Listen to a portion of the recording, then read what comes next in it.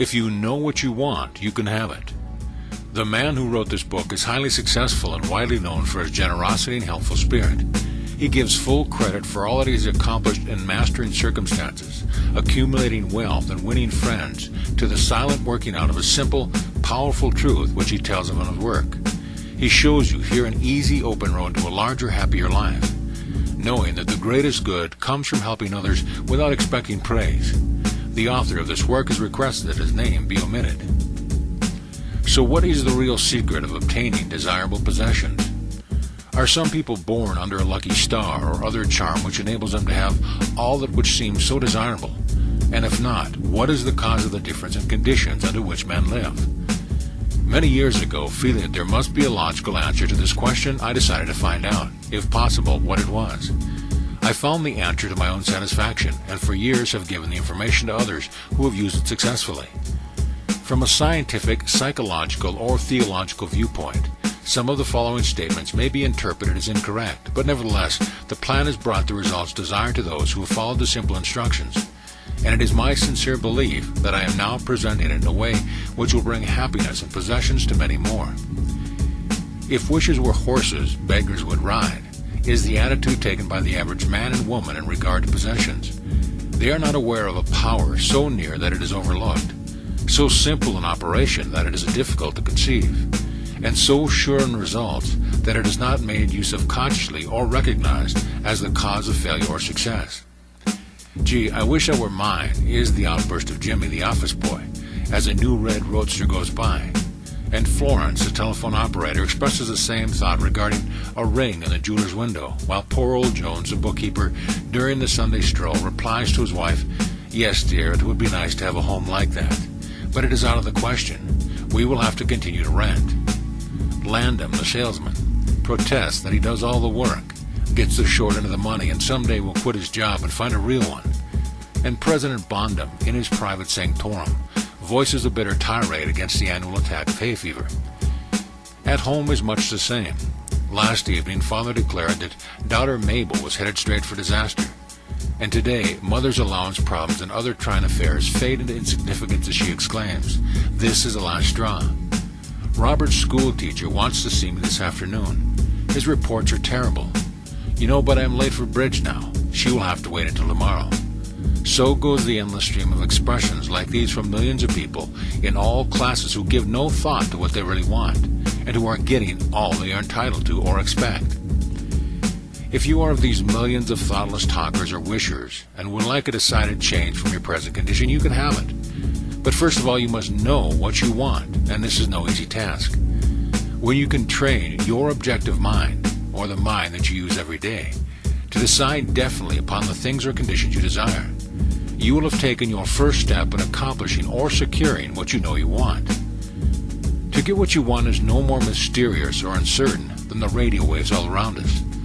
Tune in correctly and you get a perfect result. But to do this, it is of course necessary to know something of your equipment and have a plan of operation.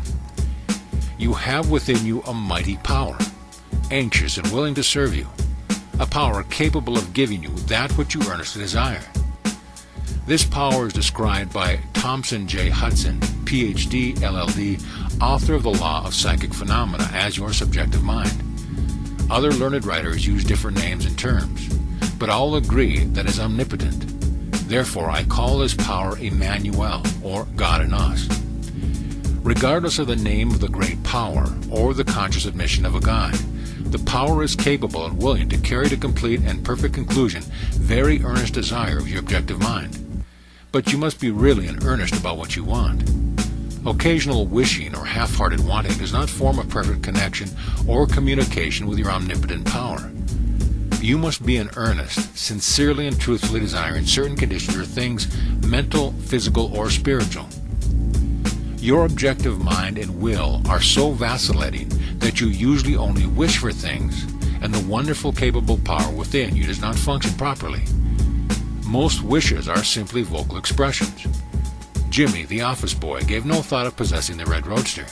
Landham, the salesman, was not thinking of any other job or even thinking at all. President Bondum knew that he had hay fever and was expecting it. Father's business was quite successful, and Mother no doubt brought home first prize from the bridge party that day. But they had no fixed idea of what they really wanted their children to accomplish, and were actually helping to bring about the unhappy conditions which existed. If you are in earnest about changing your present conditions, here is a concise, definite, resultful plan with rules, explanations, and suggestions. The plan. Write down on paper an order of their importance to things and conditions you really want. Do not be afraid of wanting too much. Go to the limit in writing down your wants. Change your list daily, adding to or taking from it, until you have it about right. Do not be discouraged on account of changes, as this is natural. There will always be changes and additions with accomplishments and increasing desires. 3 positive rules of accomplishment. 1. Read the list of what you want 3 times each day, morning, noon, and night. 2. Think of what you want as often as possible. 3. Do not talk to anyone about your plan except to the great power within you, which will unfold to your objective mind the method of accomplishment.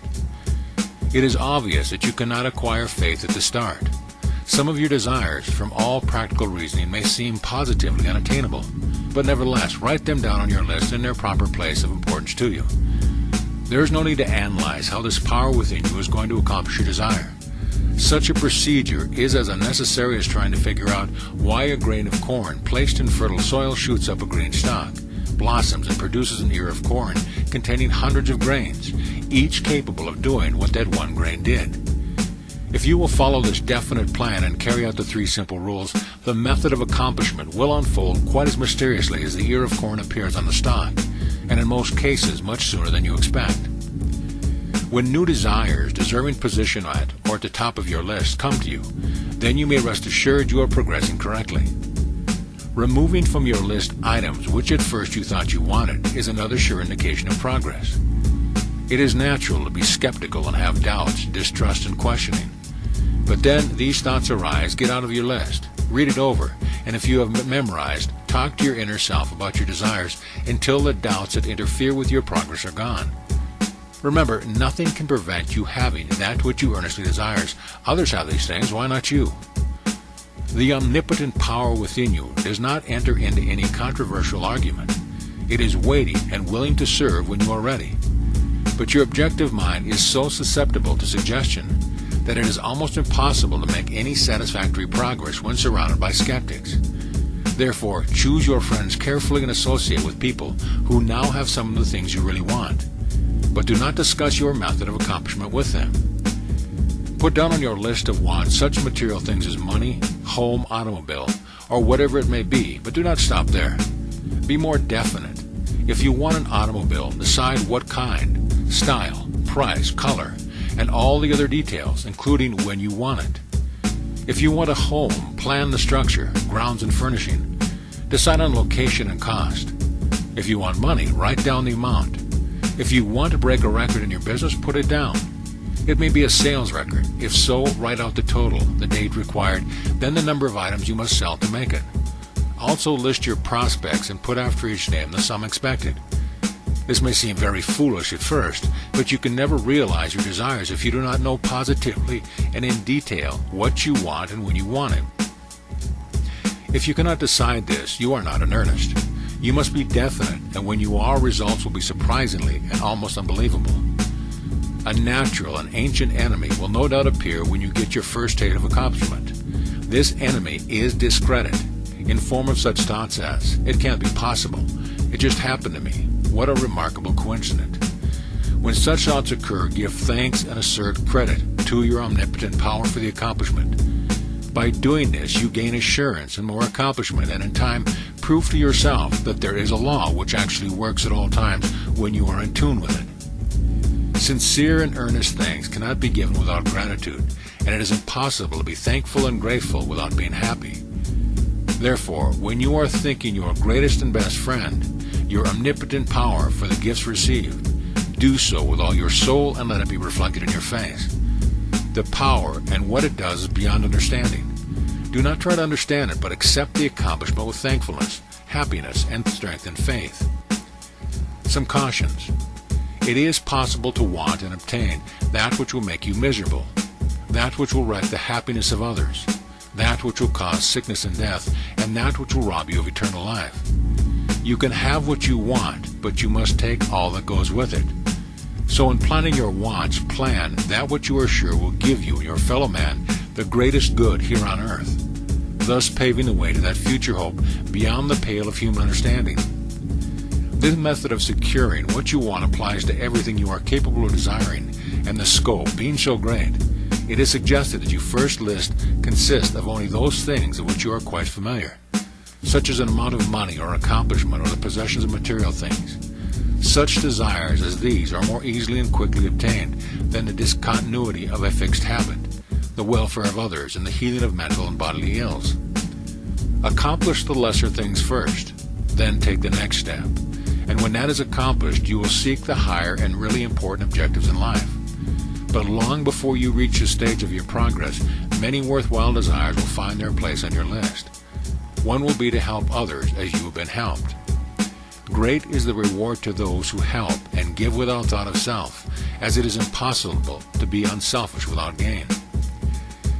In conclusion, a short while ago, Dr. Emil Cui came to this country and showed thousands of people how to heal themselves.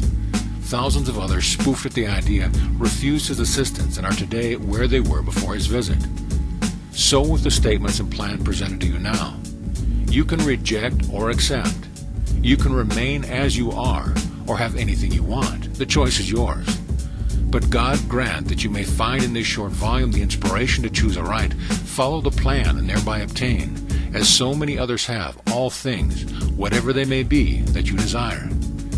Read or listen to the entire book over again, and then again. Memorize the 3 simple rules. Test them now on what you want most this minute. This book could have extended easily over 350 pages, but it has been deliberately shortened to make it as easy as possible for you to read, understand, and use. Will you try it? Thousands of better lives will testify to the fact that it truly works. Note from the author. Dear reader, the great possessions of life are all gifts mysteriously bestowed: sight, hearing, aspiration, love, or life itself. The same is true of ideas. The richest of them are given to us, as for instance, the powerful idea which this book has given you. What are you going to do with it? Are you surprised when I tell you the most profitable thing you can do is to give it away? You can do this in an easy and practical way by having this book sent to those you know who need it. In this way, you can help in the distribution of this worthwhile effort to make the lives of others better and happier. You know people who are standing still or worried and discouraged. This is your chance to help them help themselves. If you withhold this book from them, you will lose the conscious satisfaction that comes from doing good. If you see that they get this book, then you put yourself in line with the law of life, which says, you get by giving, and you may rightly expect prosperity and achievement. At the very least, you will have the inner sense of having done a good deed with no hope of being openly thanked, and your reward will come securely in added power and larger life. The author.